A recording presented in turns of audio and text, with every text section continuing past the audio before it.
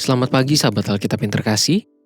Marilah kita mengawali hari ini dengan melakukan perenungan akan firman Tuhan. Bacaan Alkitab kita pada pagi hari ini berasal dari kitab Keluaran pasalnya yang ke-33, ayatnya yang ke-7 sampai ayatnya yang ke-11.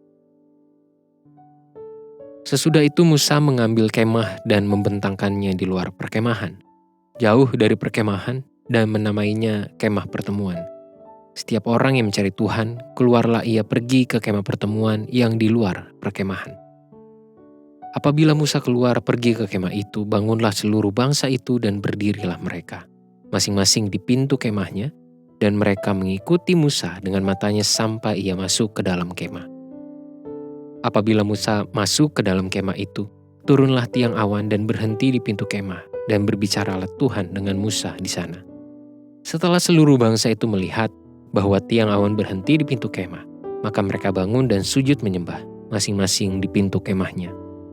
Dan Tuhan berbicara kepada Musa dengan berhadapan muka seperti seorang berbicara kepada temannya. Kemudian kembalilah ia ke perkemahan.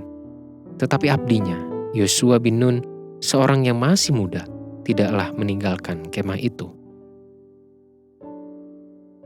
Sebuah buku berjudul Sacred Pathways karya Gary Thomas, seorang penulis Kristen, menawarkan 9 bentuk spiritualitas manusia dengan segala karakteristiknya yang khas.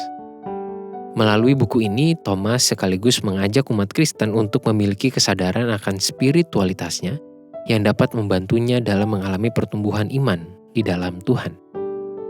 Penggunaan 9 bentuk spiritualitas yang ia lakukan seperti naturalis, sensasional, tradisionalis, asketik, aktivis, pemerhati, antusiastik, kontemplatif, dan intelektualis, tidak bermaksud mengkotak-kotakan manusia ke dalam ruang-ruang tersebut, karena seseorang dapat memiliki beberapa bentuk spiritualitas dengan perbedaan tingkat dominan di antaranya. Intinya, ke-9 bentuk tersebut ingin menunjukkan kekhasan seorang manusia dalam menjalin hubungan yang intim dengan Tuhan. Keluaran 33 ayat 7-11 sedang menunjukkan cara Musa untuk menjalani hubungan yang intim dengan Tuhan. Cara yang ia gunakan adalah dengan menciptakan kesendirian yang dapat ia nikmati hanya bersama dengan Tuhan. Itulah mengapa Musa mendirikan kemah pertemuan di luar perkemahan orang Israel. Kita perlu memahami bahwa kemah pertemuan yang dimaksud dalam perikop ini bukanlah kemah suci yang baru dibangun beberapa waktu berikutnya. Artinya, kemah ini memang dengan sengaja Musa ciptakan untuk membantu ia mengalami keintiman relasi dengan Tuhan, sehingga ia dapat semakin efektif mengemban tanggung jawab sebagai pemimpin bangsa Israel.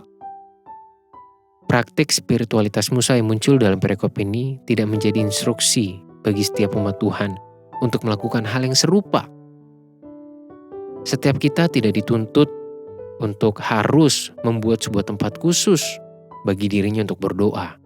Justru nilai utama yang muncul dalam praktik ini adalah pentingnya upaya yang secara maksimal dilakukan bagi kita untuk membangun keintiman relasi dengan Tuhan. Setiap umat Tuhan perlu mengupayakan hal ini secara serius, penuh komitmen dan konsistensi. Kita tidak dapat berharap mengalami pertumbuhan iman tanpa disertai upaya yang nyata dalam mewujudkannya. Setiap kita tentu punya karakter dan kekhasan bentuk spiritualitas masing-masing. Namun tujuan utama dari seluruhnya adalah mengalami keintiman yang semakin efektif di dalam dan bersama Tuhan. Marilah kita berdoa.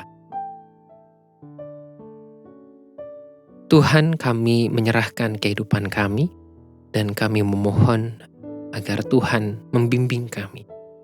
Dan kami dimampukan untuk membangun kehidupan spiritualitas yang sehat dan efektif di dalam dan bersama Tuhan. Sesuai dengan karakteristik kami masing-masing, Tuhanlah yang mengenal kami. Dan biarlah kami boleh menjalin relasi yang semakin intim bersamamu. Hanya di dalam nama Tuhan Yesus kami berdoa dan mohon. Amin.